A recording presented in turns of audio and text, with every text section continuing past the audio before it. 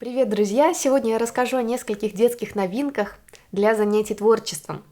Итак, хит лета – это большие раскраски-плакаты, которые отлично подойдут для совместного творчества с друзьями. У нас две таких раскраски – это сказочный лес и необычный дом. Сказочный лес Саша с подружкой уже начала разукрашивать, и я сейчас покажу вам, что получилось. Как видите, раскраска помещается в такой конвертик.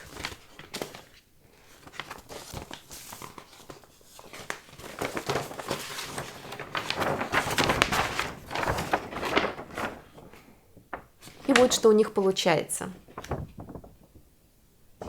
Они еще в самом начале этой раскраски, мне кажется, им хватит надолго. Итак, чем эти раскраски отличаются от обычных? Самое главное преимущество – их можно разукрашивать целой компанией. Это очень весело.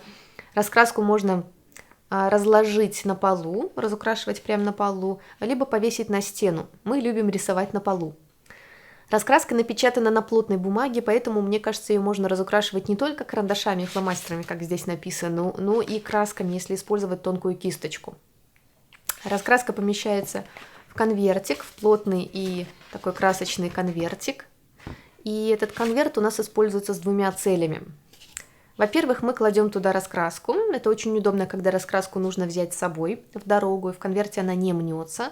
Саша уже много раз брала ее к подружке в гости. И во-вторых, раскраска, конверт на...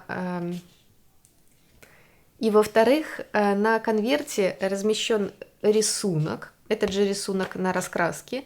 И половина рисунка разукрашена. То есть можно использовать это в качестве образца, если...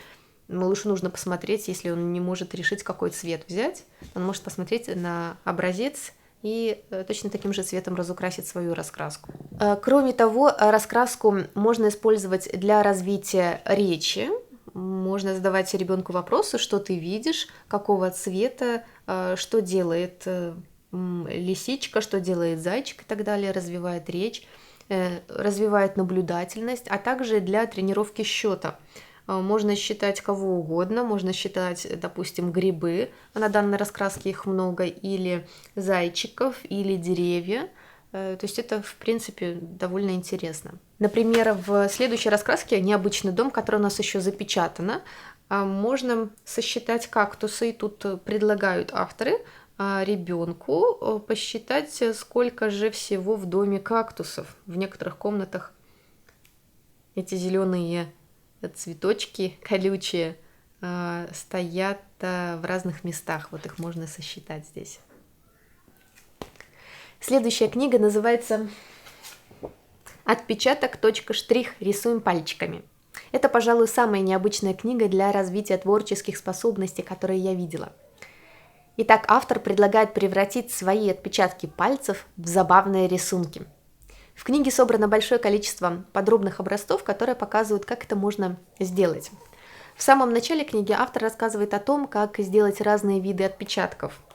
Маленькие, большие, круглые, продолговатые. А затем объясняет значение символов, которые располагаются рядом с образцами и помогают правильно нарисовать рисунок. Вот, например, как автор предлагает сделать человечков с разными эмоциями. Обмакнуть указательный пальчик в краску, оставить 2 отпечатка, а затем подрисовать глазки и ротик. Выглядит довольно интересно.